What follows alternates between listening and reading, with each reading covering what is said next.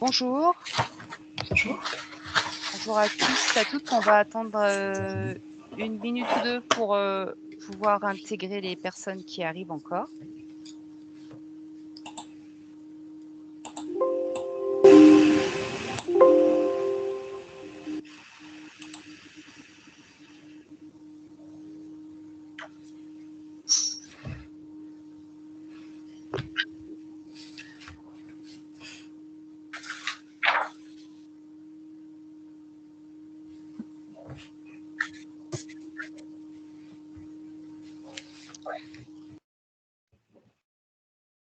Isabelle, on débute? Oui. Mmh. Alors, bienvenue, bonjour à toutes et à tous. Bienvenue pour ce webinaire. Donc, une réunion d'information spécifique sur le secteur alimentaire. Cette réunion, elle est co-réalisée par les chambres de métiers d'Auvergne-Rhône-Alpes. Donc, je me présente, moi je suis Emmanuelle Quiblier, je travaille en tant que conseiller économique chargé de mission alimentaire à la Chambre de métiers de l'artisanat de la Loire. Et je vais co-animer ce webinaire avec ma collègue Isabelle Pelleret, donc de la Chambre de métiers et de l'artisanat de l'Isère. Alors, l'objectif de cette réunion, c'est de vous donner un premier niveau d'information sur la réglementation qui est spécifique aux activités alimentaires. Alors, ça reste une sensibilisation, on ne sera pas exhaustive, on ne sera pas non plus spécialisé sur une activité ou sur une autre. Mais à l'issue de la présentation, on répondra à vos questions que vous aurez pu nous poser donc, tout au long de cette présentation. Donc, on vous invite à poser vos questions par écrit sur le fil de discussion, puisque c'est préférable plutôt que de couper la présentation. Et puis, à la fin, on les reprendra une par une et on vous répondra à chacun d'entre vous qui aurait pu poser une question. Je vous précise également qu'à l'issue du webinaire, vous recevrez un mail avec des informations complémentaires et puis également le lien d'enregistrement de cette présentation. Et enfin, encore un point pratique, si vous pouvez éteindre vos caméras afin qu'on ait une connexion la plus fluide possible. Et on va juste garder les deux nôtres puisque en animant, c'est plus agréable pour ceux qui écoutent de voir qui parle. Isabelle, je te laisse débuter. Voilà, bonjour à tous. Donc, moi, je suis l'homologue d'Emmanuel, chargée de mission alimentaire sur le département de l'Isère. Et je co-anime cette présentation aujourd'hui avec Emmanuel. Donc, pour démarrer en fait cette intervention, on voulait revenir sur quelques notions de qualité concernant vos fabrications, puisque le but, c'est quand même de vendre vos produits. Et en général, l'idée, c'est de faire des produits de qualité. Donc, la qualité, c'est un nom qui est assez générique. Et ce qui est intéressant, c'est de savoir, de mettre des mots sur cette qualité. Donc, c'est-à-dire lui donner du sens et lui donner une signification. Donc, l'AFNOR s'est penché notamment sur une définition qui est une aptitude d'un produit à satisfaire ses utilisateurs. Et souvent, pour vous, un produit de qualité, c'est un produit qui va être un produit sain, dans le sens où il va apporter une réponse d'un point de vue de la sécurité, donc une qualité hygiénique. Sécurité, ça veut dire qu'il ne va pas causer de dommages aux consommateurs. Donc, on s'expose pas, on ne prend pas de risque à consommer un produit. On a une autre définition de la qualité qui tourne autour de la santé. Il va apporter votre qualité, il va avoir une valeur nutritionnelle en ce sens qu'il va répondre à un besoin de santé. Il va servir à nourrir vos consommateurs ou à vous nourrir. Et puis, quand on est dans l'alimentaire, en général, on aime aussi consommer des produits. Et quand on aime, ce sont parce qu'il y a une saveur, parce que le produit répond à des qualités organoleptiques. Donc, organoleptique, c'est ce qui va faire appel au sens à la dégustation. Et une notion aussi de plaisir à consommer les produits. Et puis, vous avez une petite photo, un paquet. Il y a une notion de service aussi. Donc, votre produit peut être emballé, il peut être présenté d'une certaine façon. Je pense à une pâtisserie, là, où il est, après le repas. Simplement, une pâtisserie peut offrir une qualité esthétique et c'est un service, en fait, hein, de vous faire une présentation particulière de ce produit-là. Et ça va conférer une qualité à votre produit et c'est ce qui va faire aussi que vos clients vont revenir. Donc, ce qu'on souhaitait cet après-midi, on voulait travailler sur une notion qui est particulière, c'est la notion de sécurité, dans le sens où la réglementation vous impose un cadre pour garantir cette sécurité dans le sens de la qualité hygiénique. Donc, pour aborder cette sécurité alimentaire, on a plusieurs façons de faire. Il y a une méthode qui est mise en avant, c'est la méthode des 5 M que je vais vous expliquer. Mais avant tout, avant de rentrer sur cette méthode, il faut connaître les dangers qui pourraient exister lors d'une consommation de produits ou lors de la fabrication de produits. L'idée étant de ne pas contaminer vos clients ni de leur causer un dommage. Donc, les différentes contaminations, on les a qualifiées sous de dangers. On va parler de danger, premier danger qui pourrait être physique, c'est tout ce qui concerne la présence d'un corps étranger dans vos produits. Le plus simple, le plus imagé, ça peut être un petit gravier, dans une salade par exemple. Un défaut de nettoyage de salade, vous allez avoir une présence d'un corps physique qui peut causer un dommage au consommateur. On peut avoir des dangers de nature chimique et là, donc, c'est tout ce qui va être contamination par des résidus de polluants, des antibiotiques, des produits de nettoyage, des produits de maintenance. Également, des dangers biologiques. Donc ça, c'est ce qui va concerner les allergènes. Alors, si vous avez la présence d'allergènes, en fait, il faut l'indiquer. Vous n'êtes pas responsable d'une allergie qui serait causée par la consommation de votre produit. La seule responsabilité, c'est si vous n'avez pas informé votre consommateur. Mais vous n'êtes pas censé savoir que votre client est allergique à tel ou tel produit. Et puis, il y a un danger qui est majeur et qui est invisible, c'est le danger microbiologique, donc la présence de bactéries, d'altérations pathogènes, de moisissures, de virus dans vos produits et qui, là, peuvent rendre malades. Donc, on va questionner, en fait, maintenant qu'on connaît les dangers, dans la méthode, on va questionner l'ensemble de la production, de la réception jusqu'à la livraison de votre produit. On va questionner les sources de contamination. C'est une méthode qui est définie dans les guides de bonne pratique également. Euh, Tout ça, c'est pour identifier la source de contamination. Donc, soit ça peut provenir du matériel, soit de la matière en tant que telle, soit de l'opérateur, du manipulateur de ces denrées, c'est-à-dire de la main-d'œuvre, soit également du milieu de travail. Donc, est-ce que je travaille dans un local qui est propice à la maîtrise de ces dangers ou alors dans les méthodes de travail? Est-ce que je respecte, par exemple, la descente en température rapide pour mes produits quand je fais du refroidissement? Est-ce que je le stocke dans les conditions de respect des températures? Voilà. Alors tout ça, c'est effectivement des méthodes de travail que vous allez devoir appliquer, mais elles vont s'intégrer dans le respect d'une réglementation. La réglementation qui est en application depuis janvier 2006 s'appelle le paquet hygiène.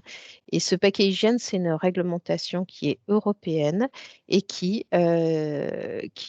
définit à travers des textes tout ce qui est attendu dans le cadre de ces fabrications alimentaires. Alors, ce paquet hygiène, il va s'adresser à l'ensemble des opérateurs de la chaîne alimentaire, c'est-à-dire du producteur jusqu'au négociant. Donc, ces quelques textes que vous voyez apparaître, hein, ces pavés de couleur, sont des textes réglementaires. Il y a un texte sur lequel on s'appuie beaucoup, c'est le règlement 852-2004. Mais il faut savoir que dans ce paquet hygiène, une partie va s'adresser à des professionnels et une autre partie à des contrôles, aux organismes de contrôle, aux autorités compétentes qui vont, diligenter les contrôles, dans les entreprises. Donc, vous avez le détail de la présentation, enfin de la composition de ce paquet hygiène. Ce qui est intéressant pour vous, c'est donc le règlement 178-2002, c'est un règlement qui va instaurer les notions de sécurité des denrées, qui va définir une autorité européenne des aliments et qui va définir les notions de traçabilité. Vous avez le règlement 852 qui est relatif à l'hygiène des denrées alimentaires et c'est celui-ci qui est le cœur de la réglementation. Ce qui est intéressant, c'est que vous aurez le PowerPoint et vous pourrez le consulter en ligne. Il est tout à fait accessible. Donc, ce qu'il faut retenir, c'est que en tant que professionnel, vous avez des obligations de résultat, c'est-à-dire de mettre des produits sûrs sur le marché, c'est-à-dire des produits qui vont garantir la santé de vos consommateurs, mais vous avez le libre choix des moyens. C'est-à-dire, ben voilà, vous devez, à vous déjà de prouver que votre produit est sûr et ensuite de trouver les moyens pour y arriver, pour mettre en application cette réglementation. Alors, ce n'est pas aussi simple que ça. Pour vous aider, la traduction de la réglementation dans l'objectif de produire des produits de qualité, vous pouvez vous appuyer sur les guides de bonne pratique en matière d'hygiène. Donc, on vous a mis quelques exemples dans ce poly. Notamment, vous avez le guide du restaurateur, qui est le plus récent et qui est très complet. Et puis, vous en avez, enfin, ce qu'il faut savoir, c'est que ces guides sont décrits en fonction des activités. Compte tenu de vos tailles d'entreprise, je vous conseille le guide du restaurateur. Vous pouvez aussi le télécharger en ligne et vous pourrez consulter le descriptif de la mise en œuvre des moyens pour arriver à répondre à ces enjeux, de sécurité alimentaire.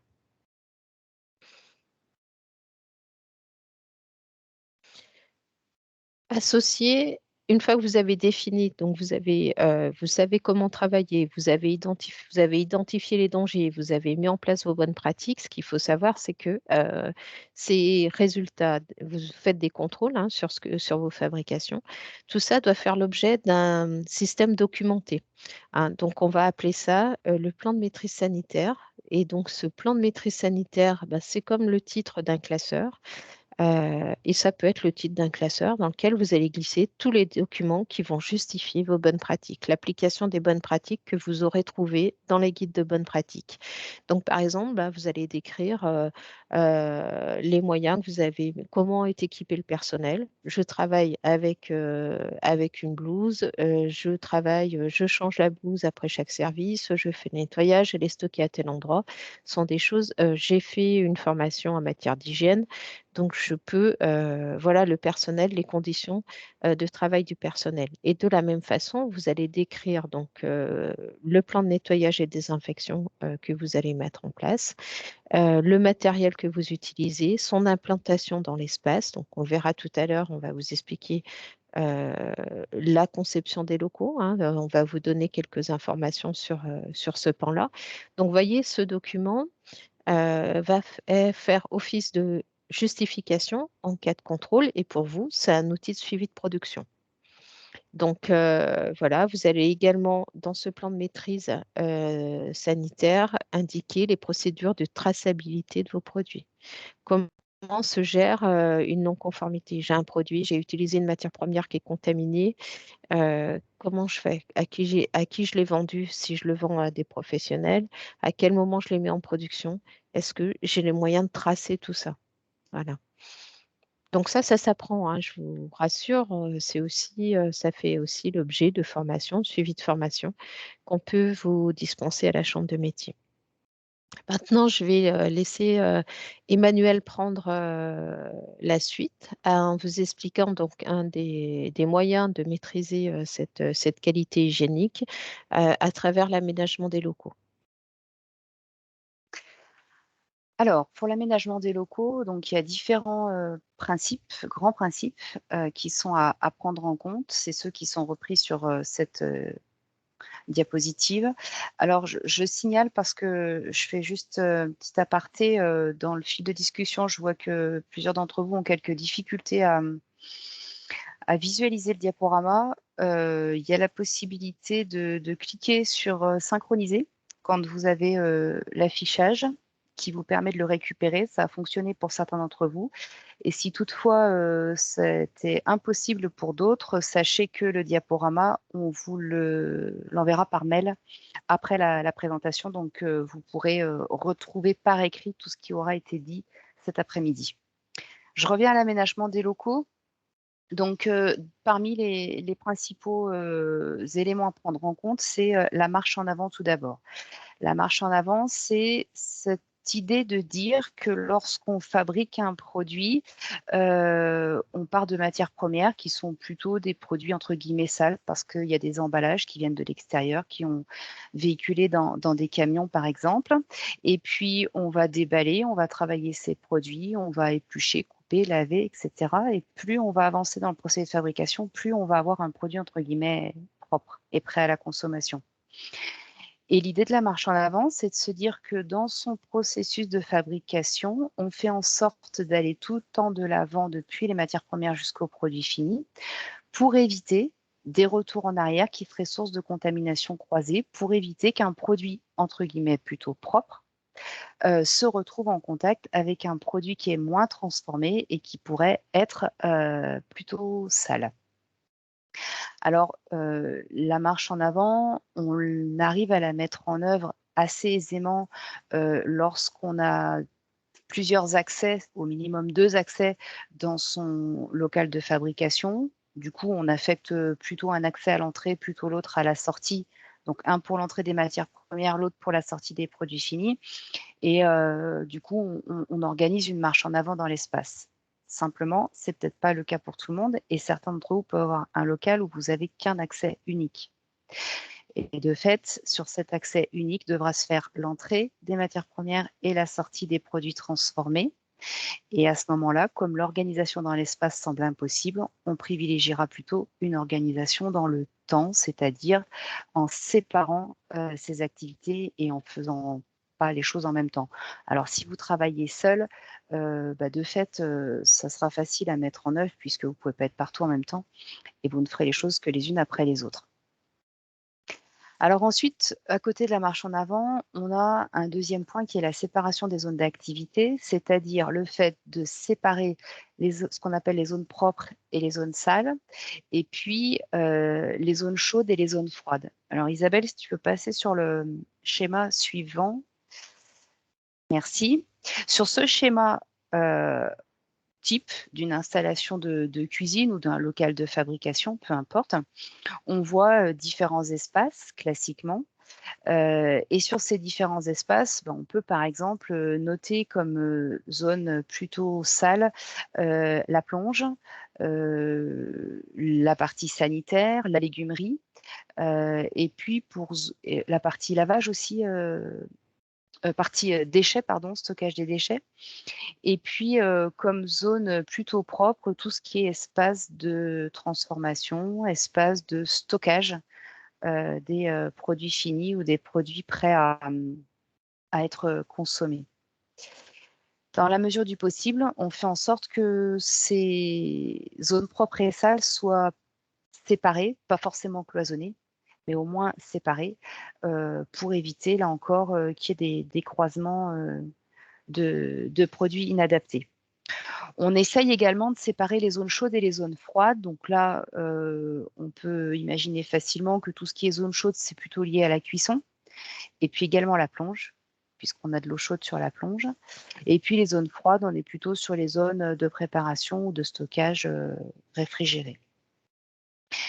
Alors, à côté de ces zones d'activité, ces séparations de zones d'activité, on a également tout ce qui est revêtement de surface, revêtement des sols, des murs, des plafonds. La réglementation donne à ce sujet-là une obligation de résultat, c'est-à-dire que vous devez avoir un revêtement de sol qui soit facile à nettoyer, plutôt de couleur claire, résistant, mais on ne vous dit pas d'utiliser tel ou tel revêtement, plutôt du carrelage ou plutôt de la peinture alimentaire. Non, la réglementation ne vous impose pas de moyens. Elle vous oblige simplement le fait que votre revêtement doit être surtout facile à nettoyer. Ça, c'est un critère important. Après, vous vous adaptez en fonction de votre propre local ou éventuellement de votre véhicule si vous êtes sur une installation en vente ambulante. Et puis enfin, il y a tout ce qui est évacuation des eaux résiduelles, notamment au sol, liées au nettoyage, et puis évacuation des fumées. Pour les évacuations au sol, si vous avez la possibilité d'avoir un siphon d'évacuation, c'est bien. Maintenant, si votre installation ne l'a pas prévu, si ça n'a pas été prévu dès le départ dans votre installation, vous n'allez pas casser l'intégralité de votre sol, de votre carrelage pour refaire un siphon, donc on s'adaptera dans la pratique. Pour les évacuations fumée, vapeur d'eau, graisse, il faut prévoir un système adapté de hotte au-dessus des équipements de cuisson qui va permettre de pouvoir assurer cette évacuation, éviter également les nuisances d'odeur, notamment pour votre voisinage d'installation. Alors, on avait donc fait le point sur le schéma représentatif. C'est bon, merci. Et ensuite, on va passer sur la partie accessibilité, parce que dans l'aménagement de votre local, c'est un point dont il faut tenir compte. L'accessibilité pour les personnes à mobilité réduite. Alors, c'est maintenant quelque chose qui est en vigueur depuis déjà plusieurs années. Donc, dans la plupart des cas, c'est pris en compte, mais c'est quand même à vérifier. Ça s'applique dans les établissements dits recevant du public, donc les établissements où le public va entrer pour pouvoir soit s'installer, consommer, soit entrer pour acheter et ressortir. Mais en tous les cas, vous avez une circulation de public. Ça ne s'appliquera pas, par exemple, pour les installations ambulantes, les food trucks ou les remorques ou véhicules boutiques. Alors, ayez bien en tête aussi que l'accessibilité, c'est pour les personnes à mobilité réduite, mais dans l'ensemble que peuvent constituer et les personnes qui sont en fauteuil roulant, mais pas que, c'est-à-dire toutes les personnes qui ont une difficulté ou une autre liée à leur âge, liée à leur situation de santé. Ça peut concerner des personnes malvoyantes, malentendantes, enfin voilà, c'est très très large. Et ce n'est pas uniquement lié à une difficulté, on va dire, de déplacement avec un fauteuil roulant. Dans les entreprises maintenant, on doit avoir un registre public d'accessibilité qui a pour objectif de, on va dire, synthétiser tout ce qui est fait pour l'accessibilité du lieu et qui peut être porté à la connaissance du public s'il le souhaite, donc il doit être disponible pour ça. Et puis enfin, sur le bas de la diapositive, vous avez également deux liens que vous retrouverez dans le support. Un premier lien qui vous permet de faire un autodiagnostic de votre local si vous souhaitez voir effectivement quel est son statut par rapport à l'accessibilité. Et puis un deuxième lien qui vous donne accès à un certain nombre de fiches techniques éditées par le CNISAM qui sont en accès libre et qui vous permettent de pouvoir avoir de la ressource et des informations sur cette thématique. Et puis, je vous précise également que dans votre chambre de métier, dans votre département, vous pouvez retrouver un interlocuteur spécialiste de cette question qui pourra répondre également à vos questions. Alors, je vais prendre la suite. Maintenant que vous avez un local, eh bien, il va falloir transporter vos produits, que ce soit pour entrer dans l'entreprise ou pour l'amener sur un lieu de vente si votre lieu de vente n'est pas attenant à votre laboratoire. Donc, concernant le transport, l'idée, c'est de choisir un moyen évidemment adapté. Et pour choisir un moyen adapté, donc ça peut être un véhicule ou un équipement, hein, tout simplement. Donc, en fait, sur votre cahier des charges, ce qu'il faudra faire attention, c'est bien prendre en compte la sensibilité des produits, la qualité des produits que vous avez. Alors là, on a pu définir tout à l'heure la qualité des produits, mais ça va être aussi des produits qui seraient plus sensibles à transporter, qui se conservent au froid, voilà, à la durée prévue du trajet. puisque ça va être déterminant sur la source de froid ou de chaud que vous allez devoir maintenir. Et puis également, un des facteurs d'efficacité, c'est la température extérieure, hein. Vous avez probablement tous fait l'expérience d'avoir des difficultés à tenir la température de réfrigération avec une température extérieure qui avoisine les 30 degrés. Donc l'idée dans tout ça, c'est effectivement de tenir une température de conservation, ce qui vous est demandé, hein, de ne pas avoir de dérive ni de rupture qu'on appelle chaîne du chaud ou chaîne du froid. Pour les produits frais, il faut que la température soit comprise entre 0 et 4 degrés. Pour les produits surgelés, c'est moins 18. Et pour les produits chauds, c'est plus 63. Donc, ça veut dire d'avoir des sources d'énergie qui permettent de tenir ces températures. Et associé à ces températures, il faut également un moyen de transport, que ce soit un caisson isotherme, ce soit un véhicule frigorifique, peu importe, quelque chose qui vous permette justement de tenir ces températures. Donc, et ce qu'il faut retenir, c'est qu'il faut réduire un maximum la durée pendant laquelle les produits sont laissés à des températures supérieures aux températures réglementaires. Alors là, quand on parle de températures supérieures aux températures réglementaires, on est bien dans l'esprit de la chaîne du froid, hein. Parce qu'une température supérieure à 63 degrés, ça va pas poser de problème. On sera dans un maintien au chaud. Donc, il va falloir penser à ranger les produits par ordre de priorité, du plus froid au moins froid. Quand on dit du plus froid au moins froid, c'est celui qui va nécessiter le plus de froid par rapport à un produit, par exemple, un produit qui doit être maintenu à 2 degrés, par rapport à un produit qui devrait être maintenu à 4 degrés. Ça va nécessiter aussi que vous fassiez des contrôles vous puissiez prouver à l'autorité compétente, rappelez-vous, je vous ai parlé du plan de maîtrise sanitaire, que votre matériel est adapté au transport des produits, on va rester sur du froid, par exemple, qui peuvent maintenir le produit au froid, que les générateurs de froid sont adaptés au transport de ces produits. Donc, ça veut dire qu'il va falloir faire des températures au départ et des températures à l'arrivée. Il faut les enregistrer, que vous puissiez le prouver. Vous avez la possibilité aussi d'utiliser, donc, dans le cadre de véhicules boutiques, par exemple. Donc, ce sont des véhicules qui seront, là, vous avez la photo d'une remorque. Ce sont des véhicules qui sont plutôt faciles à repérer et ce sont des véhicules, effectivement, par rapport à un site, c'est plus difficile de tenir une température. Donc, ce sont des véhicules ou de types de vente qui sont plutôt facile à contrôler. Donc, vous êtes susceptible d'être contrôlé par les opérations, enfin les services de l'État, l'ADDPP. Et à ce moment-là, ce qu'on va faire en premier lieu, c'est venir contrôler les produits qui sont présentés à la vente.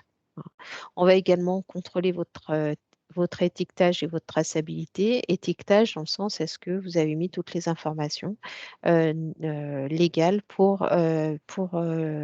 d'information aux consommateurs? Est-ce que l'hygiène du véhicule et du matériel utilisé répond aux obligations de la réglementation? Donc, c'est quelque chose qu'il faut savoir quand on fait de la vente ambulante. Il faut également savoir que vous avez quelques formalités. Donc, il vous faut une carte de commerçant ambulant et une autorisation d'exercer, soit sur un marché, soit sur la voie publique. Donc ça, en général, vous l'obtenez dans les communes ou dans les communautés de communes, suivant les compétences dédiées. Alors, je vais passer la suite à Emmanuel. Alors, on va parler de Ouais. traçabilité. Traçabilité. La traçabilité, c'est un point également important de la réglementation à prendre en compte. En termes de définition, la traçabilité, c'est le fait de pouvoir tracer, suivre vos produits et tous les constituants qui rentrent dans vos produits fabriqués. Donc, on va devoir, sur le produit fabriqué, pouvoir retrouver ces constituants et les informations nécessaires sur ces constituants.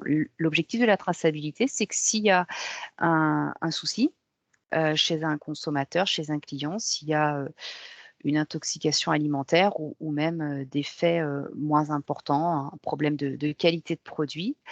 Si on revient vers vous en vous disant, voilà, j'ai acheté ce produit à telle date, il a telle durée de vie, ou je l'ai acheté tel jour, ou il a tel numéro de lot, ben vous devez pouvoir retrouver toute la vie du produit chez vous et savoir éventuellement ce qui a pu se passer et causer ce désagrément pour le client. Alors, la traçabilité, on la considère pour chacun d'entre vous, surtout sur les matières premières, c'est la traçabilité amont, celle que je viens d'expliciter. Vous devez pouvoir donc connaître l'origine de vos matières premières et puis un certain nombre d'informations minimum. Bon, le nom du fournisseur, en général, ça pose pas de souci, mais le numéro de lot, éventuellement, s'il y en a un, ou la durée de vie du produit, si vous avez une matière première qui a une durée de vie. C'est pas le cas de toutes les matières premières, hein. Si vous prenez, par exemple, si vous utilisez des légumes frais, quand ils sont vendus sans durée de vie. Donc à ce moment-là, vous pouvez simplement identifier à partir de la journée, enfin de la date d'achat de vos produits.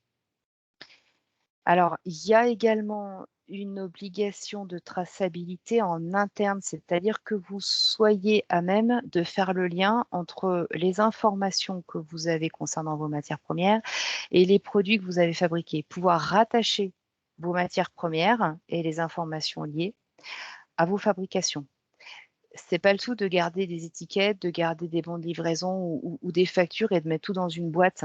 Et puis en se disant pourvu qu'on ne me demande rien parce que ça va être difficile à retrouver, c'est préférable que vous ayez une organisation qui est libre parce qu'on ne vous impose pas là encore, on vous impose pas de moyens, on ne vous impose pas une façon de les ranger. L'objectif, c'est que vous soyez capable de vous retrouver par rapport à votre fabrication au jour le jour.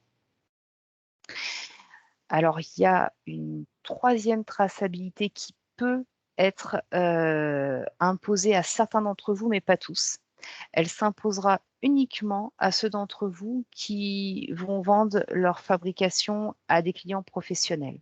C'est-à-dire si vous avez toute votre clientèle ou une partie de votre clientèle qui n'est pas le consommateur directement, mais un intermédiaire, un restaurateur ou une épicerie, un magasin de revente par exemple. Et à ce moment-là, vous devez faire suivre l'information de traçabilité qui permet d'identifier votre produit auprès de votre client professionnel, puisque lui, de son côté, a les mêmes obligations que vous. Alors, dans le petit encadré que vous avez sur le bas de la diapositive, juste un rappel pour que vous ayez bien en tête que lorsque vous entamez un produit, une matière première en règle générale, un produit sous vide, un produit en barquette, par exemple, il vous en reste. Vous stockez le reste dans votre réfrigérateur pour une utilisation ultérieure le lendemain, par exemple. Pensez bien, si vous jetez l'emballage initial, à conserver les informations de traçabilité, à conserver notamment la durée de vie et l'identification du produit. Parce qu'une fois que vous avez supprimé l'information qui était donnée par le fournisseur, vous, derrière, vous ne pouvez pas la retrouver. Donc, conservez-la bien sur un moyen ou un autre, puisque, comme je disais tout à l'heure, vous avez le libre choix du système de traçabilité que vous mettez en place. Vous pouvez privilégier du papier, vous pouvez privilégier du numérique, faire des photos, stocker sur des fichiers numériques, peu importe. Isabelle, s'il te plaît, tu peux Oui. passer à la diapo suivante. Ah oui, pardon, excuse-moi. Vous pouvez donc utiliser le système qui vous est pour vous le mieux adapté. Voilà, il n'y a pas de système mieux qu'un autre, c'est en fonction de chacun d'entre vous. En revanche, ce qui vous est imposé, c'est la durée de conservation des informations. Et elle est relativement longue, c'est-à-dire que les informations doivent être conservées pendant la durée de vie des produits que vous fabriquez, plus 6 mois. Si par exemple, vous êtes fabricant de produits en restauration qui sont destinés à être consommés rapidement, on gardera les informations de traçabilité 6 mois. Si vous fabriquez un produit comme de la confiture, qui va par exemple avoir une durée de vie d'1 an, ça veut dire que les informations de traçabilité seront à conserver 18 mois.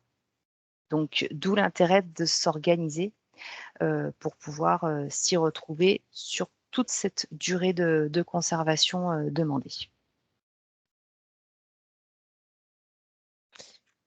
Alors, vous avez vu, donc c'est des informations que vous devez garder concernant vos productions, mais vous avez également le pendant quand vous mettez en vente de l'information à apport consommateur. Et donc, pour vous repérer, on vous a mis la source réglementaire qui est le règlement INCO, donc le 1169/2011, et qui est rentré en vigueur le 13 décembre 2014. Hein. Ça, c'est pour l'aspect réglementaire. Ce qu'il faut retenir, c'est que vous avez deux types de denrées. Des denrées qui sont dites non préemballées. C'est pour les 3/4 de vos activités des produits que vous allez vendre en direct après votre fabrication, ou alors des produits qui seraient préemballés. Et donc, la distinction du produit préemballé, ça veut dire qu'on va détruire l'emballage pour accéder au produit. Le plus simple et le plus courant et celui qu'on connaît depuis très longtemps, c'est par exemple le yaourt. Le yaourt, on va retirer l'opercule pour accéder aux consommations du produit. Donc là, on va considérer le yaourt et tous les produits qui seront emballés comme des produits pré-emballés. Vous vendez des produits issus de vos fabrications. Souvent, même si vous mettez un emballage, l'emballage, on n'a pas à détruire l'emballage, ou l'emballage, il est proposé en qualité de service pour récupérer le produit. Je prends par exemple une pizza, vous allez faire une boîte, vous allez le fermer, on va être dans un produit qui est non préemballé. Alors, vous devez, quand vous vendez vos produits, avoir la dénomination de vente du produit, l'état physique du produit. Par exemple, un produit qui serait décongelé, c'est là que la matière est vraiment très sensible parce qu'on ne peut pas recongeler un produit qui est décongelé. Donc, il faut que votre consommateur, votre client sache que ce produit est issu d'une congélation, par exemple. Vous devez, depuis décembre 2014, faire et signifier la présence d'allergènes. Voilà, donc un produit qui contiendrait d'huile d'arachide, par exemple, il faut que votre client puisse identifier qu'il y a de l'arachide dans vos produits. Et vous devez évidemment indiquer le prix de vente à l'unité ou le prix de référence qui serait au kilo, au litre, voilà, par exemple. Donc, ce sont des informations légales obligatoires de dénomination de vente.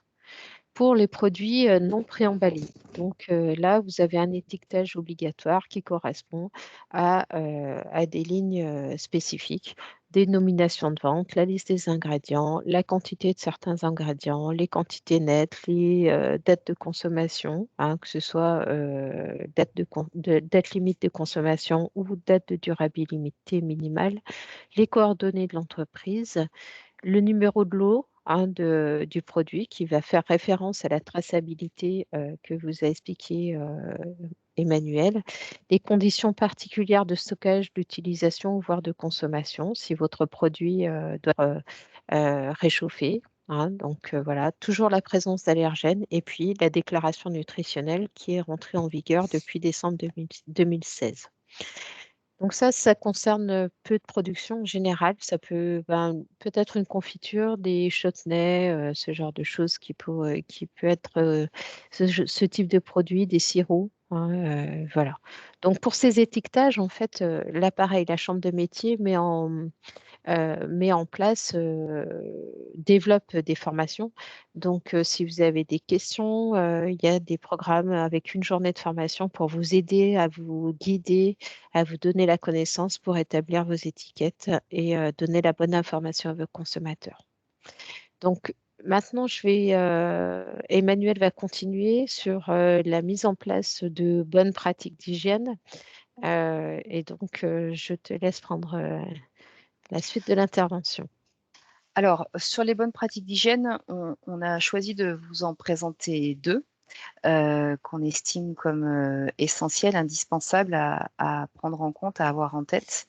Mais effectivement, plus largement, il y a d'autres points également à considérer. La première de ces bonnes pratiques, c'est le lavage des mains. Le lavage des mains, c'est un élément essentiel lorsqu'on travaille dans le secteur alimentaire. Tout simplement parce que vos mains représentent un très bon moyen de transport pour la plupart des micro-organismes, puisque forcément, quand on mène son activité, on n'est pas dans un milieu stérile, donc il y a forcément des micro-organismes. Et au fur et à mesure de ce qu'on touche, de ce qu'on manipule, des produits, du matériel, des équipements, des couteaux, des bols, des casseroles, etc., il y a forcément des micro-organismes qui viennent se poser sur vos mains. En soi, ce n'est pas dangereux pour vos mains, mais au fur et à mesure de vos manipulations, tout ce que vous retouchez est susceptible d'être contaminé. Et si, à un moment donné, on ne coupe pas cette chaîne dans des proportions qui peuvent devenir problématiques pour le produit fabriqué.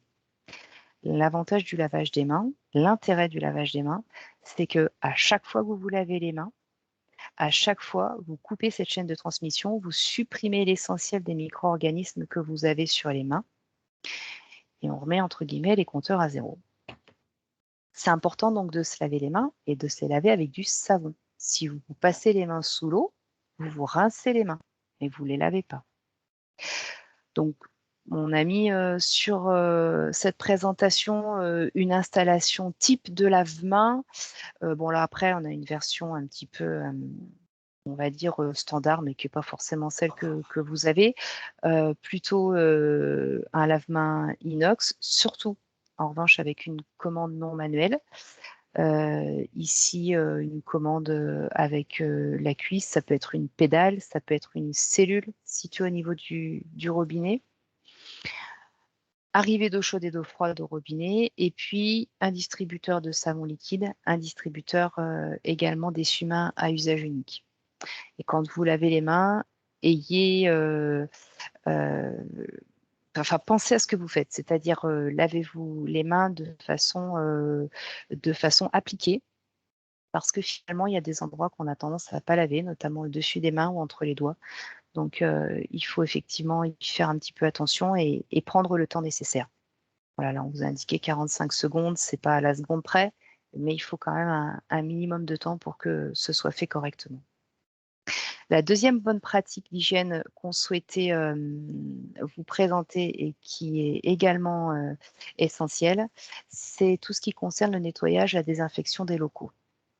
Alors, on fait une différence entre nettoyage et désinfection. Le nettoyage, c'est le fait d'obtenir une propreté à l'œil en éliminant tout ce qui est souillure, reste de produits, graisse, etc. Et pour nettoyer, on utilise un produit détergent, donc ça s'apparente finalement au produit vaisselle que vous pouvez utiliser chez vous, par exemple. Et puis, on a à côté de ça la désinfection. Et la désinfection, c'est le fait d'obtenir ce qu'on appelle une propreté microbiologique, c'est-à-dire une absence de micro-organismes. Mais quand on désinfecte, il faut qu'à l'œil, votre surface, elle soit déjà propre. Les micro-organismes ne se voient pas, il faut quand même les éliminer. Et pour ça, on utilise un produit qu'on appelle un produit désinfectant. Alors, que ce soit un détergent ou un désinfectant, il faut bien respecter la méthode préconisée pour l'utilisation de ce produit, donc préconisée par le fournisseur, le vendeur. En général, c'est toujours indiqué sur l'étiquette du produit, sur le bidon, sur la bouteille. Il faut respecter la température qui est préconisée pour diluer le produit, donc la température de l'eau. S'il faut diluer à l'eau froide, à l'eau chaude, respectez-le. La concentration, c'est-à-dire le dosage du produit, en général, on vous indique un pourcentage. Les produits doivent être dilués à 3, 5, 10%. Donc, c'est important de le respecter. Si vous en mettez pas assez, ce ne sera pas suffisamment efficace. Si vous en mettez trop, ça ne sera pas plus efficace et ça vous coûtera plus cher. Ensuite, il faut respecter également le temps de contact qui est préconisé, qui peut être de 5, 10, 15 minutes. Et puis, enfin, l'action mécanique qui peut éventuellement être nécessaire, notamment si pour certains produits, on vous invite à brosser la surface pour que ce soit plus efficace. Eh ben, de la même façon, il faut respecter la préconisation. Ensuite, le nettoyage et la désinfection, vous allez me dire, moi, je sais nettoyer. Oui, on sait tous nettoyer, effectivement, mais on a repris sur ce tableau-là, on va dire une méthode qui doit être mise en place systématiquement dans la gestion de vos activités, parce que le nettoyage, faut pas se leurrer non plus, c'est quelque chose qu'on fait en fin de journée ou en fin de service. On a déjà sa journée de travail ou son service. On est déjà assez fatigué et pourtant, ça, c'est une opération qui est très importante pour pouvoir conditionner la suite de l'activité le lendemain et les jours suivants. Donc, il ne faut pas la négliger. Il faut ranger, prélaver ses surfaces, éventuellement humidifier. On nettoie d'abord, on utilise le produit détergent, ensuite on rince et on désinfecte ensuite en utilisant son produit désinfectant. Jamais dans le sens inverse, sinon ça n'aura pas l'efficacité requise. Et puis enfin, on rince et on racle notamment si vous avez une évacuation au sol. Sinon, effectivement, ça, c'est une opération qu'on ne peut pas faire si on n'a pas d'évacuation au sol. À noter, vous le voyez sur la gauche du tableau, qu'il peut y avoir, dans certains cas, la possibilité d'utiliser ce qu'on appelle des produits mixtes. Ce sont des produits qui sont à la fois des produits nettoyants et à la fois des produits désinfectants, donc qui mènent les deux actions en même temps. Pour vous, ça veut dire qu'en 3 étapes, nettoyage, rinçage, désinfection, vous allez avoir une seule étape en utilisant ce type de produit. Ça vous permet de gagner du temps, clairement. Alors, sur le nettoyage, prenez le temps aussi de mettre en place un plan de nettoyage et de désinfection pour l'ensemble de vos locaux, l'ensemble de vos équipements, c'est-à-dire un tableau récapitulatif où on reprend tout ce qui est à nettoyer, avec quelle fréquence, avec quel produit, avec quel dosage. Et ce document, le plan de nettoyage et désinfection, c'est un élément du plan de maîtrise sanitaire qui vous a été présenté précédemment. Et puis, par rapport à l'aménagement de votre local, de votre espace, prévoyez un endroit, un petit recoin, un petit placard qui sera réservé au rangement de tout ce qui est dédié au nettoyage et à la désinfection, aussi bien le matériel, les balais, les brosses, les raclettes, que les produits en eux-mêmes. Alors, au niveau des autocontrôles, sont cités ici quelques contrôles que vous pouvez faire. Donc, comme ce sont des autocontrôles, ce sont des contrôles que vous pouvez faire vous-même pour la plupart, sauf la dernière flèche. On va y revenir après. On vient de parler du nettoyage et de la désinfection. C'est possible de contrôler l'efficacité de la désinfection en utilisant des lames de surface. Voilà, donc c'est quelque chose qu'on peut vous expliquer plus largement, notamment lors de la formation hygiène. En matière d'autocontrôle aussi, tous vos équipements frigorifiques doivent être équipés d'un système d'affichage de température, que ce soit des équipements en froid positif, réfrigérateur, vitrine de présentation, ou en froid négatif, congélateur par exemple. L'enregistrement est demandé pour les enceintes de plus de 10 mètres cubes, sinon l'affichage peut suffire, ou éventuellement un relevé. Un petit point sur la liaison chaude. Isabelle vous l'a cité tout à l'heure. Certains produits vont plutôt être conservés et vendus en liaison chaude plutôt qu'en liaison froide parce que ils sont destinés à être consommés immédiatement et que ça évite une étape et de refroidissement et de réchauffage. Simplement là, la contrainte de température, je la redonne, c'est 63 degrés minimum. Et puis enfin, donc dernier type de contrôle qui peut être mis en œuvre, c'est le contrôle des produits qui sont fabriqués, donc avec des analyses microbiologiques. Et pour ça, vous aurez besoin de faire appel à un laboratoire prestataire, puisque vous n'avez pas forcément l'équipement et la connaissance adéquate pour pouvoir mener à bien ces analyses microbiologiques. Elles ont pour objectif de vérifier la qualité de votre produit fini, la qualité microbiologique de votre produit fini, et par là même de valider tout le procédé de fabrication avant. Elles peuvent aussi être utilisées dans un autre contexte, notamment pour la validation de durée de vie de produits. Pour ceux d'entre vous qui fabriqueraient des produits avec des durées de vie de plusieurs semaines ou plusieurs mois en fonction du type de procédé de fabrication et de conditionnement, les analyses microbiologiques peuvent peuvent également permettre d'assurer ces durées de vie de produits avant de les communiquer aux clients. Alors, on va passer maintenant sur l'un des derniers points qui concerne quelques formalités que vous devez effectuer lorsque vous êtes sur une activité alimentaire. Voilà, donc je reprends le fil.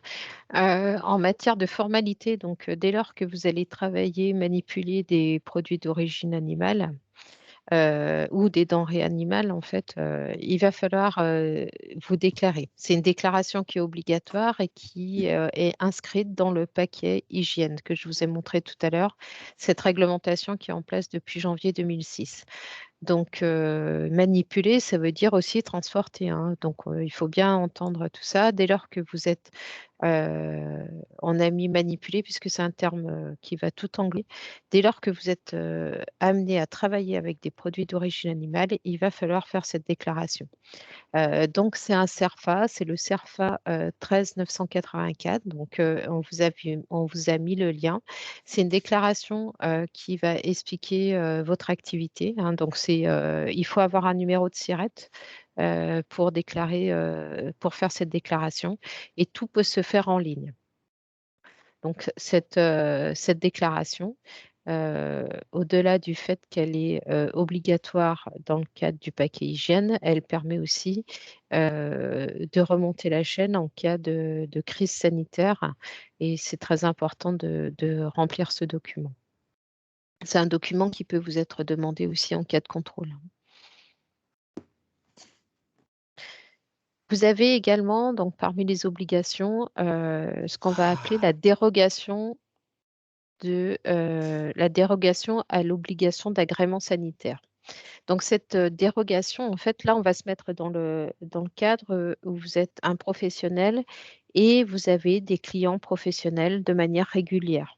Donc, vous voulez faire de la vente de produits d'origine animale en vente indirecte, c'est-à-dire que vous allez vendre à un confrère ou et à un autre restaurateur. Voilà. Donc, c'est de la vente, on appelle ça en B2B, à des professionnels. Donc, vous allez avoir le droit de faire cette vente de manière à une personne, à un tiers, en fait, à un direct, en passant par une déclaration, une dérogation à l'obligation d'agrément. Cette dérogation à l'obligation d'agrément, elle va identifier certains produits. Tous les produits ne sont pas concernés et elle va définir un périmètre géographique, c'est-à-dire 80 km, et un volume de produits. Donc, le type de produit, le périmètre et le type et la quantité de produits. Si toutefois vous n'êtes pas dans ce cadre-là, vous êtes au-delà de 80 km pour faire très facile, vous allez devoir passer sur un agrément sanitaire. Donc, alors dans ce cas-là, vous allez revenir à la chambre parce que c'est quelque chose, enfin voilà, il faut qu'on puisse vous aider à prendre cette décision et à identifier dans quelle mesure vous êtes concerné par la dérogation ou par l'agrément sanitaire. Ce qu'il faut retenir, c'est vous allez acheter aussi des produits d'origine animale à vos fournisseurs. Donc, vos fournisseurs, eux, sont soumis aux mêmes obligations. Ce soit une dérogation d'agrément pour certains produits qui sont listés dans cette dérogation d'agrément ou un agrément sanitaire. En tout état de cause, si vous achetez des produits d'origine animale à un professionnel et qu'il ne dispose ni de dérogation d'agrément ni d'agrément, vous n'avez pas le droit d'acheter ces produits. Il faut qu'ils soient dotés de ces autorisations qui sont du registre de réglementation alimentaire.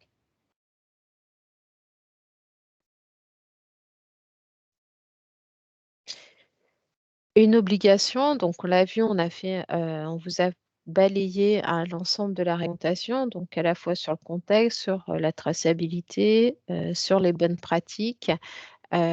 sur les agréments, sur la traçabilité. Tout ça sont des notions qui s'appréhendent et qui s'appréhendent à travers des formations.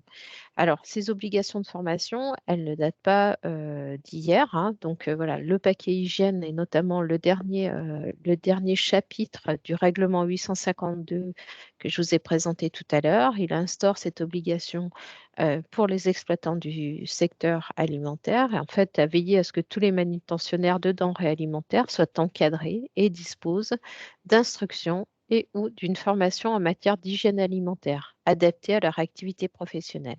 C'est-à-dire, ça veut dire quoi? Ça veut dire que vous devez être formé à l'identification des dangers et des moyens à mettre en œuvre pour maîtriser cette exposition au danger, donc pour maîtriser le risque. Voilà, donc la formation a la vocation à vous aider à identifier ça et à vous permettre d'accéder à ces mesures de prévention.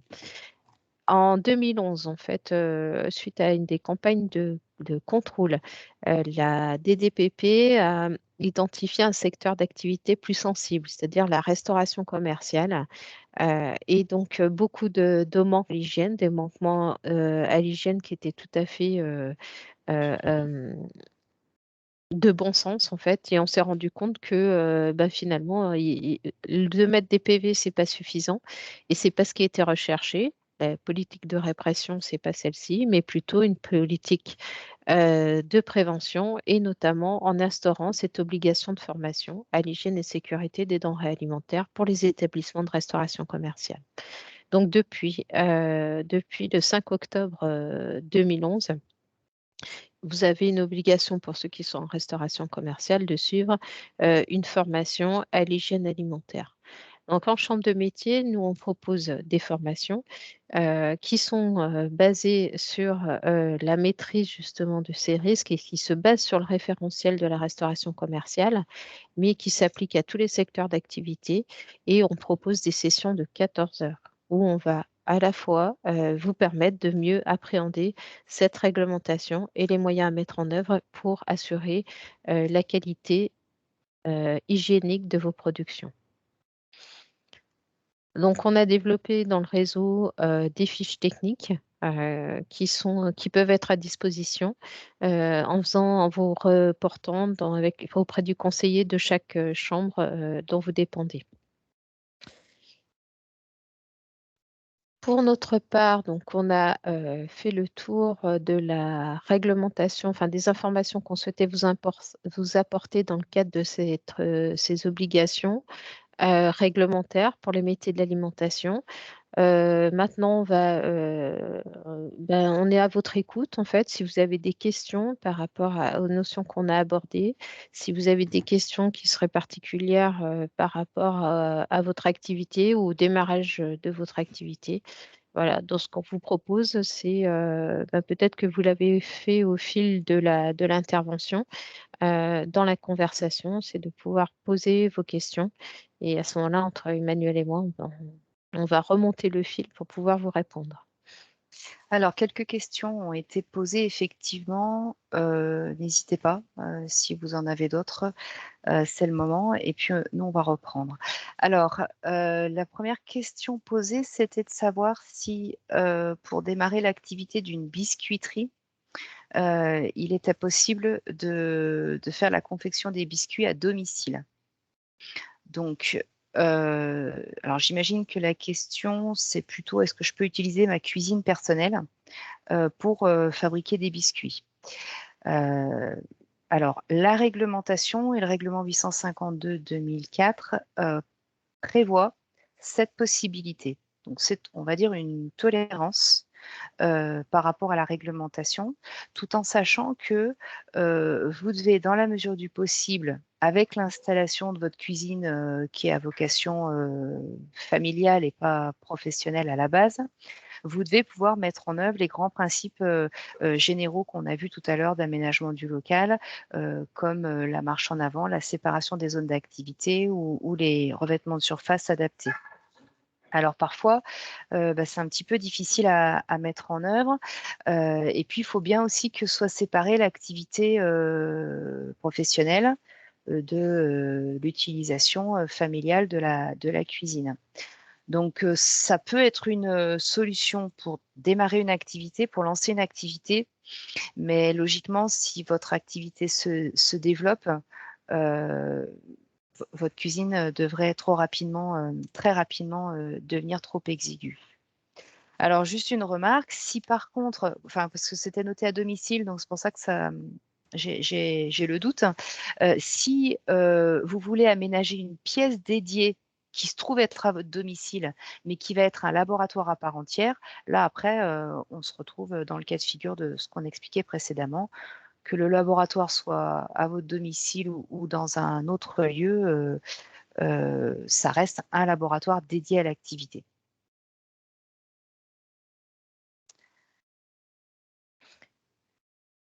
Alors, j'ai une question de Laetitia. Est-ce qu'une vente d'œufs frais et de miel font partie des denrées alimentaires, denrées animales?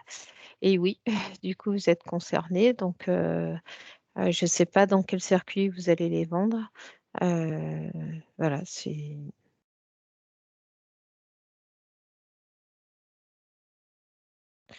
Alors, tout est Alors, clair. une huilerie artisanale, est-ce que les exigences réglementaires sont les mêmes?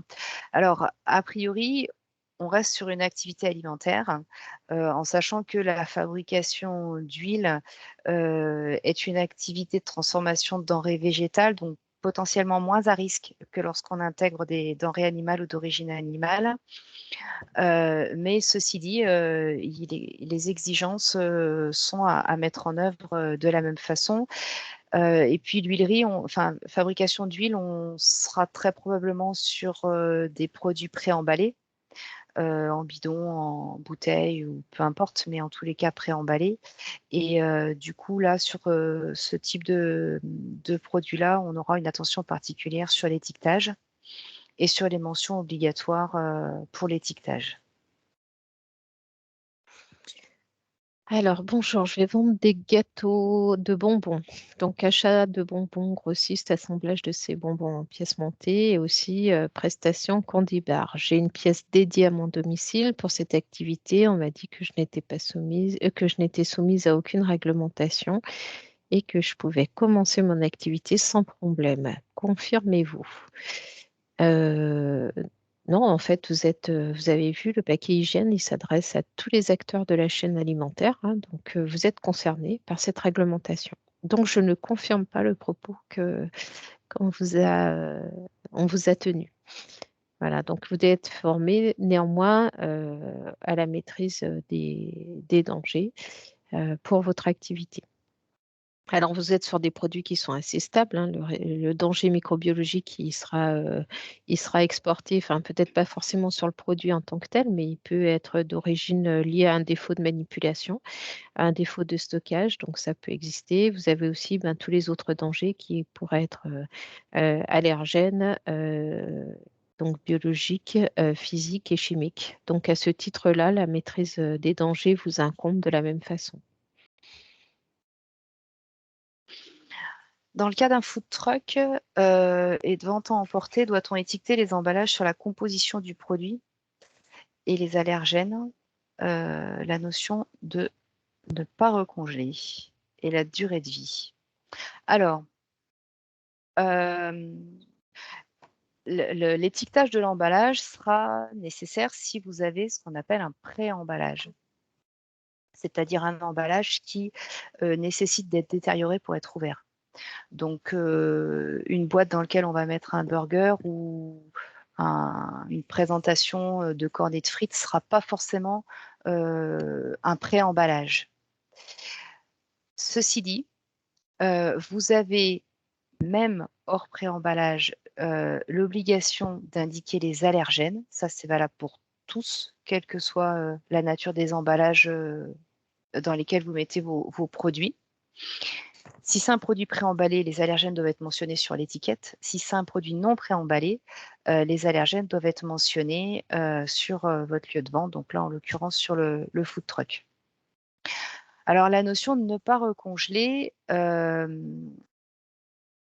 mention ne pas recongeler, elle est à indiquer et préciser en tous les cas que votre produit est un produit décongelé lorsque vous n'y avez fait aucune transformation et aucune cuisson.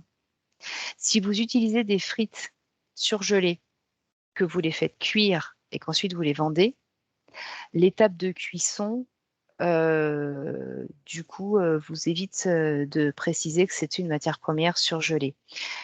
On le précise uniquement quand le produit n'est pas transformé, lorsqu'il a été congelé, prêt à être consommé.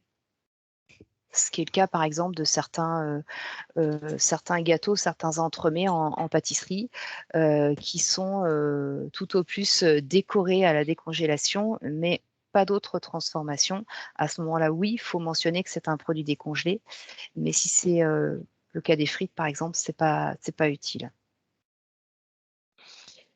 Alors, est-ce qu'on peut aménager une pièce à domicile pour démarrer par une petite huilerie? Oui, dans la mesure où vous respectez les règles de conception, enfin les surfaces lisses, faciles à nettoyer, non toxiques. Voilà que non, il n'y a absolument aucun problème pour démarrer en fait. Je pense que c'est tout à fait adapté. Alors pour l'huilerie, par exemple, l'étape de conditionnement, elle doit être faite dans les meilleures conditions puisque c'est là que vous avez plus de risques aussi de contamination. Et donc votre produit va être stable par sa nature. Et donc ça veut dire de bien isoler cette zone d'embouteillage qui pourrait être source de contamination et compromettre la conservation de vos produits.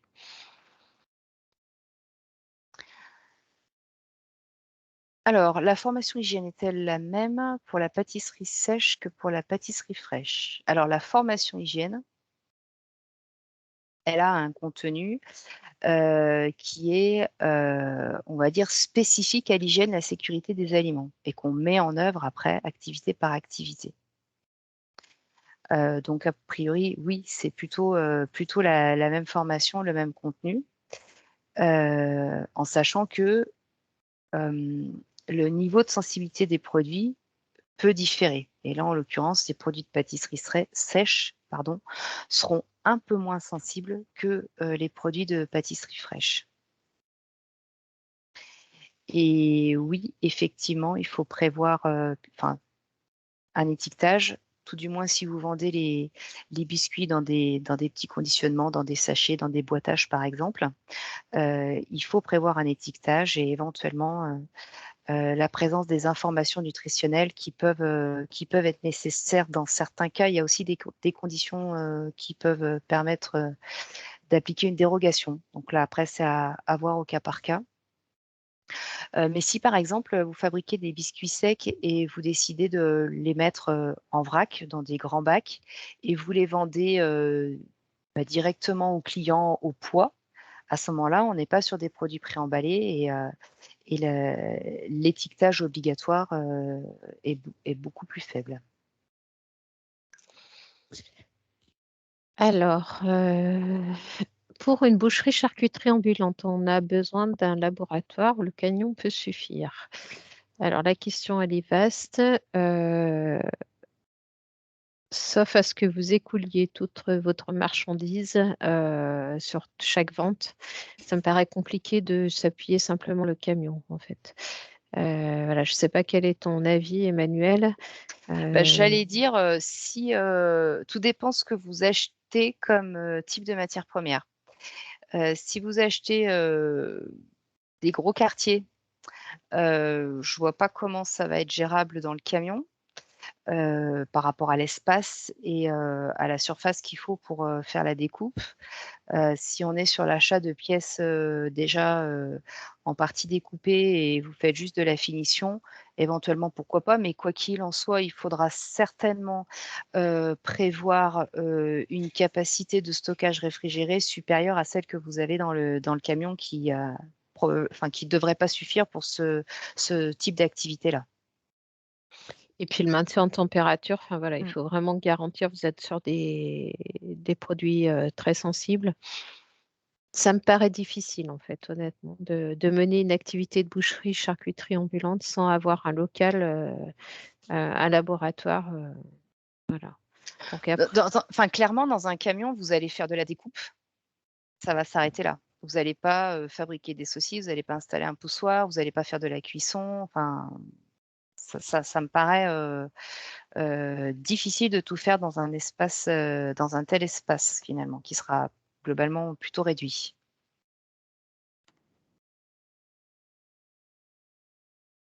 Alors, Je voudrais travailler avec les producteurs à proximité, puis acheter des œufs frais bio directement à mon producteur. Y a-t-il une réglementation spécifique pour les œufs? Il faut, pour les œufs, comme pour toute denrée animale ou d'origine animale, s'assurer que le producteur en question dispose bien ou d'un agrément ou d'une dérogation d'agrément lui permettant de vendre ses produits à des professionnels. Après, si c'est le cas, qu'il soit bio ou pas bio d'ailleurs, hein, ça n'impacte pas. Et si c'est le cas, vous pouvez effectivement acheter les œufs à ce producteur-là. Mais il doit vous fournir soit un numéro d'agrément, soit un numéro de dérogation d'agrément. Alors, que dois-je faire exactement du coup par rapport à la maîtrise du danger pour les bonbons? Je crois qu'il y a une étape de formation qui vous incombe en fait. Voilà, donc si vous voulez vous rapprocher de la chambre de métier de votre département, voilà, on vous fera passer les informations.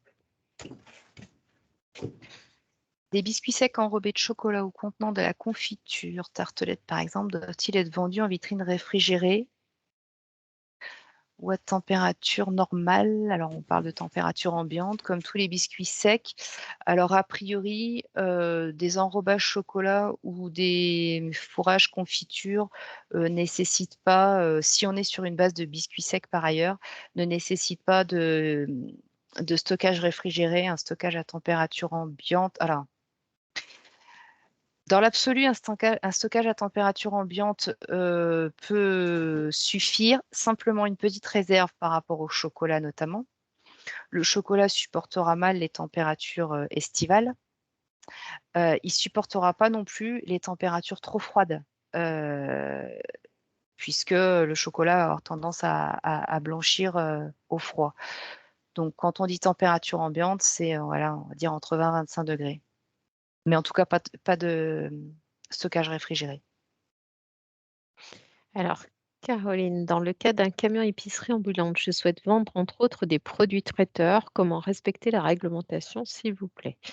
Eh bien, en fait, il faut déjà, comme on vous expliquait, hein, connaître les dangers, respecter les températures, respecter les bonnes pratiques d'hygiène. Voilà, donc vous pouvez vendre vos produits traiteurs et donc il faut faire votre nettoyage.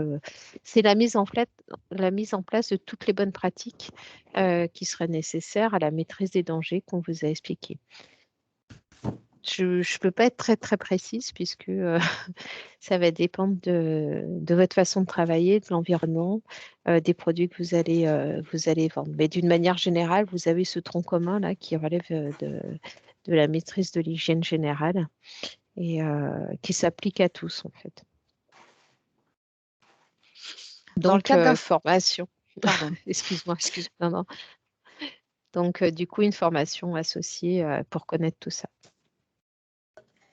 Dans le cadre d'un food truck, puis-je préparer certains produits à mon domicile qui seront par la suite utilisés à la finalisation du produit sur place?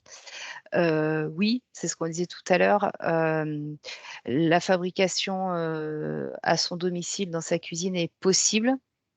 Elle est tolérée sur les démarrages d'activité.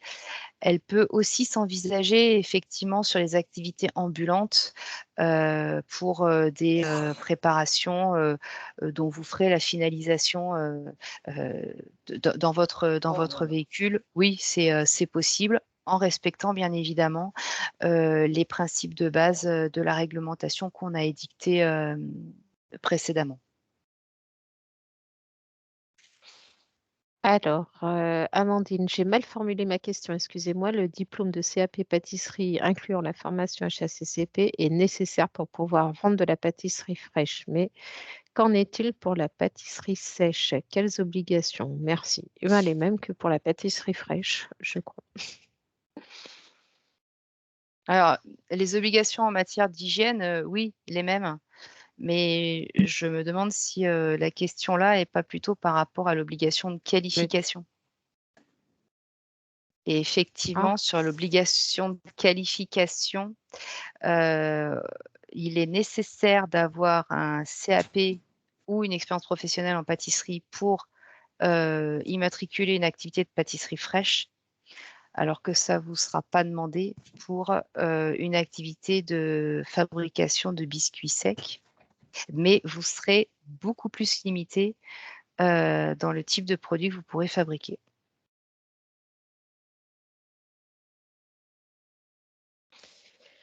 alors, par rapport à la traçabilité, puis-je utiliser des fruits que des particuliers me donnent? Alors, compliqué pour tracer l'origine des produits. Euh, Vous êtes dans une activité professionnelle.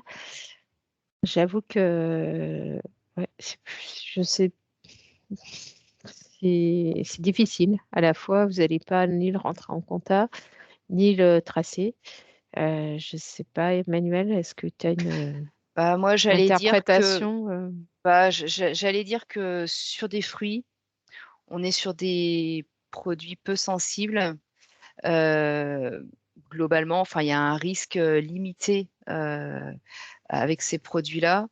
Puis de toute façon, c'est des fruits frais. Donc, s'ils sont abîmés, s'ils sont pourris, bah, vous les utiliserez pas de toute façon.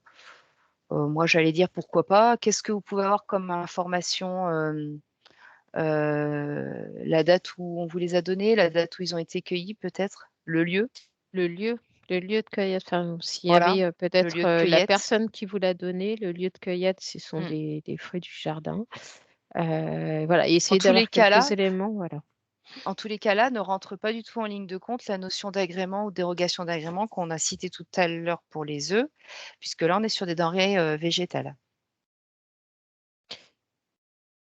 Voilà, ce qu'il faut savoir, c'est bon, si ce sont des producteurs, enfin vos voisins par exemple, voilà, ou c'est des produits qui sont destinés à être transformés, que ce soit en purée, en compote, en confiture par exemple, hein, je suppose, je ne sais pas du tout quel type de produit vous allez faire. Euh, Si vous arrivez à savoir la méthode de culture aussi qui a été utilisée, c'est-à-dire soit c'est des fruits qui poussent naturellement dans le daim, c'est important aussi. Le risque majeur sur ce type de produit, c'est de la présence de pesticides, voilà, ou d'un parasite, enfin voilà, c'est essentiellement les dangers qu'on va rencontrer. Donc le plus d'informations que vous aurez, le mieux c'est. Euh, Voilà. Après, c'est pas une pratique qu'on encourage non plus, mais ça peut. Voilà, il faut essayer d'avoir un registre qui donne le maximum d'informations sur la source d'appro de vos fruits.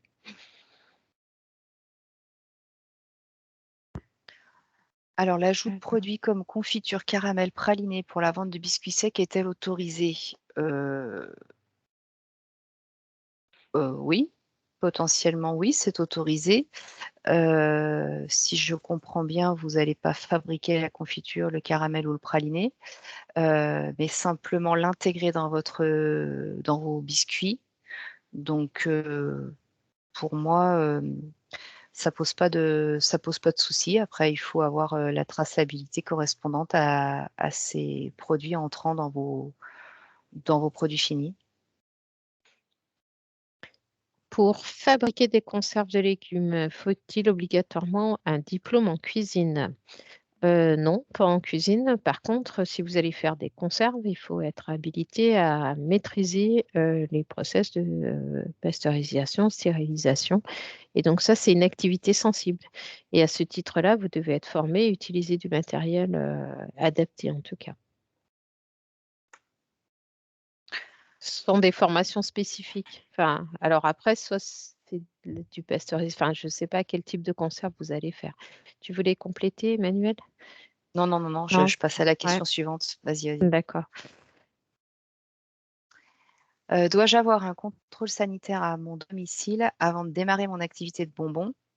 Donc, je crois qu'on est sur les gâteaux de bonbons. Mm. Puis-je commencer à exercer, même si je n'ai pas eu de formation sur les dangers, j'ai déjà commencé mon installation et mon immatriculation par rapport au dire de la CMA lors de la première réunion d'information sur la création d'entreprise. Alors, il n'y aura pas de contrôle sanitaire à votre domicile. Il n'y a pas de contrôle sanitaire au préalable, du démarrage d'une activité. En revanche, vous pouvez être, contrôlé après, sur, les produits que vous avez vendus, sur, un lieu de vente, sur un marché ou chez un client, et notamment chez un client professionnel. Donc potentiellement oui, vous pouvez commencer à exercer. Après, la formation telle qu'on vous l'indiquait tout à l'heure, sur, l'hygiène, la sécurité alimentaire, les dangers en général, hem, elle a un gros intérêt pour vous, heu, en fonction de votre situation personnelle. C'est-à-dire que si vous avez déjà travaillé dans le secteur alimentaire, que vous avez peut-être déjà des connaissances, effectivement, c'est peut-être pas, un point indispensable pour démarrer parce que vous avez déjà un niveau de connaissance minimal.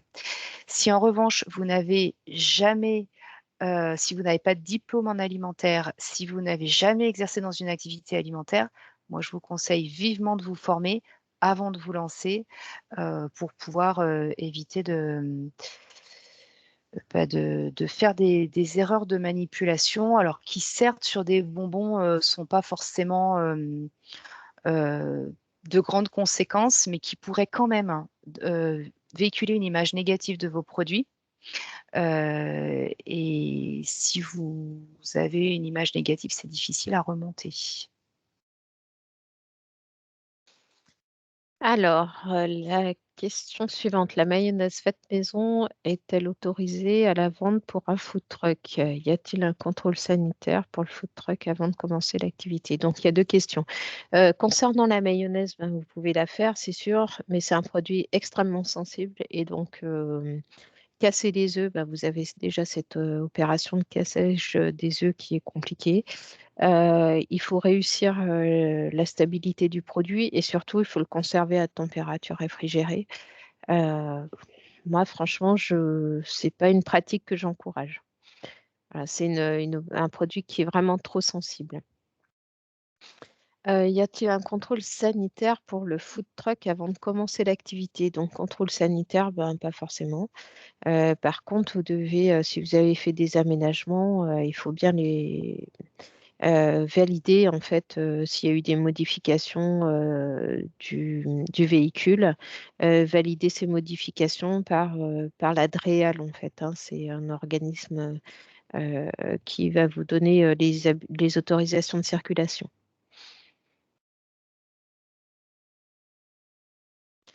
Alors, je Alors, dans le cadre de la création d'un salon de thé, l'obtention d'un CAP pâtisserie est-il obligatoire? Alors, sur l'activité salon de thé, débit de boisson finalement, thé, café, et cetera, mais on est plutôt sur un débit de boisson. Il n'y a pas d'obligation d'avoir un CAP en pâtisserie. Maintenant, si dans votre activité de salon de thé, vous envisagez, une fabrication de produits de pâtisserie, là, ça peut être nécessaire. Alors, un peu sur la même réserve que tout à l'heure, si on est sur des biscuits secs, le CAP ne sera pas demandé. En revanche, si vous voulez, aller sur des fabrications de pâtisserie intégrant de la crème, des entremets et cetera, là, le CAP pâtisserie sera nécessaire. Alors, on tombe sur des questions de formalité. Avec un CAP de boucherie, boucher fait en France, aurais-je le droit de faire de la charcuterie romaine sans avoir un diplôme en charcuterie, sachant que les recettes que j'aurai appris en France seront différentes de celles que je vais proposer à mes futurs clients? Merci. Euh, alors là, c'est une question réglementaire et de qualification professionnelle. Est-ce que tu peux m'éclairer, Emmanuel? Est-ce que... Alors, pour moi, le fait d'avoir un CAP boucher vous permet de faire activité de boucherie, d'immatriculer une activité de boucherie et ou de charcuterie et inversement, un CAP de charcuterie, permet, de d'avoir une activité en boucherie ou en charcuterie. C'est ce qu'on appelle les activités connexes. Après, le fait que vous fabriquiez de la charcuterie roumaine, en tant que telle, je pense pas que ça pose de souci parce que finalement, ce qu'on va considérer, c'est que vous ayez des techniques de fabrication, mais après que vous fassiez, des spécialités, de tel ou tel coin de la France ou, d'un pays, autre, je pense pas que ça pose de soucis. Alors, par contre, si vous aviez un CAP passé en Roumanie pour pouvoir fabriquer, là, ça serait différent. Mais si vous avez passé le CAP en France, vous allez, parce que c'est pareil, vous allez déclarer une activité de charcuterie, pas une activité de charcuterie roumaine. C'est-à-dire qu'on immatricule une activité de charcuterie. Après, le type de produit de charcuterie que vous allez fabriquer, en tout cas au stade de l'immatriculation, on ne vous en demandera pas plus.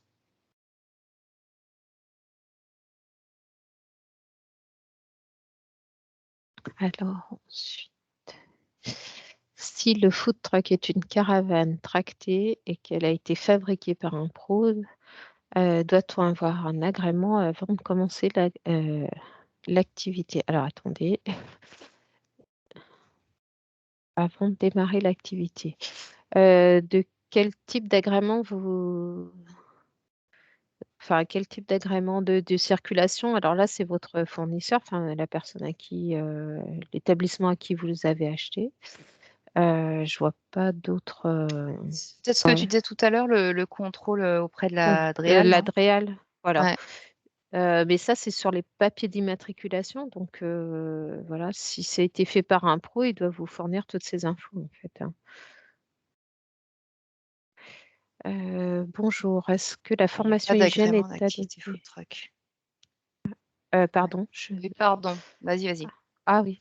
Est-ce que la formation hygiène est adaptée à la fabrication et à la vente de liqueurs? Est-ce qu'il y a une formation spécifique? Laquelle?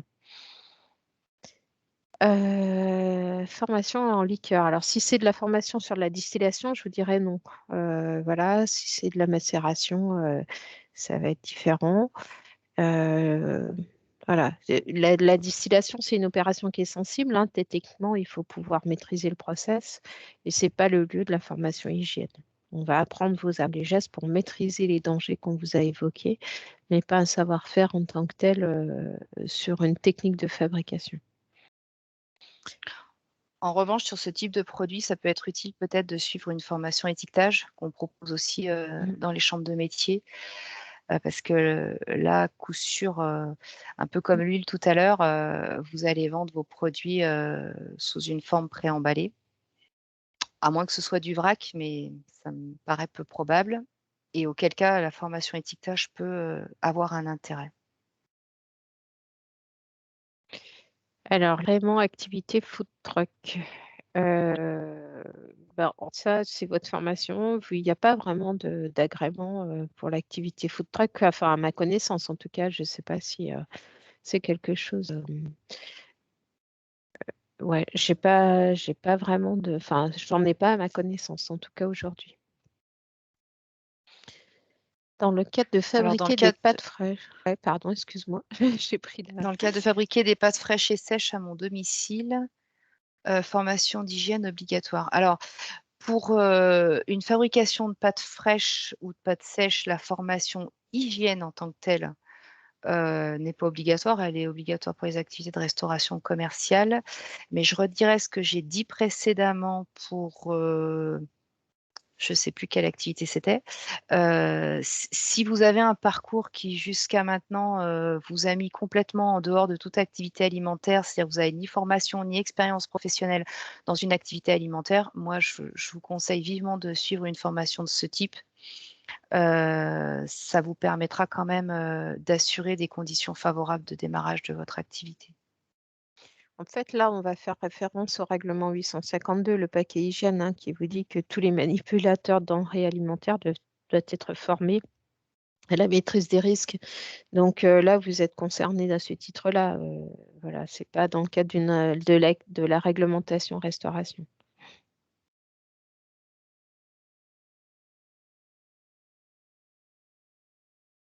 Alors, je crois qu'on est arrivé au terme des questions qui étaient posées, me semble-t-il.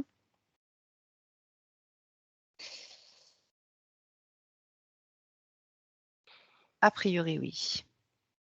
Alors, comme ça vous a été dit tout à l'heure, donc vous recevrez un mail à l'issue de ce webinaire, notamment avec le support parce que vous aurez plusieurs liens hypertextes auxquels vous pourrez accéder pour récupérer des documents qui sont accessibles. Et puis, vous aurez l'enregistrement de cette intervention si vous souhaitez revisionner certains passages qui éventuellement auraient pu vous échapper. Isabelle, Oui, tu as autre chose à rajouter ou on conclut? non, voilà. J'espère que cette information vous a éclairé sur les premiers points, en fait, hein, cette réunion d'information. Et puis, n'hésitez pas à revenir vers nous en cas de besoin spécifique. Et puis, sachez que des formations sont organisées donc, sur toutes les chambres avec des programmations. Donc là, de la même façon, vous avez la possibilité de vous inscrire.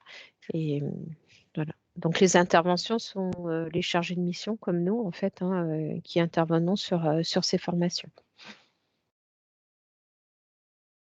Voilà. Voilà, bah, écoutez, on vous souhaite une bonne continuation dans vos projets. N'hésitez pas en tous les cas à recontacter, la chambre de métier de votre département. Vous trouverez, un interlocuteur, qui pourra vous répondre, sur, les questions de formation notamment ou sur les questions plus globalement, liées à l'alimentaire et puis, on vous souhaite, bon courage. Et à très bientôt. À très bientôt. Merci. Au revoir. Au Merci. revoir à tous.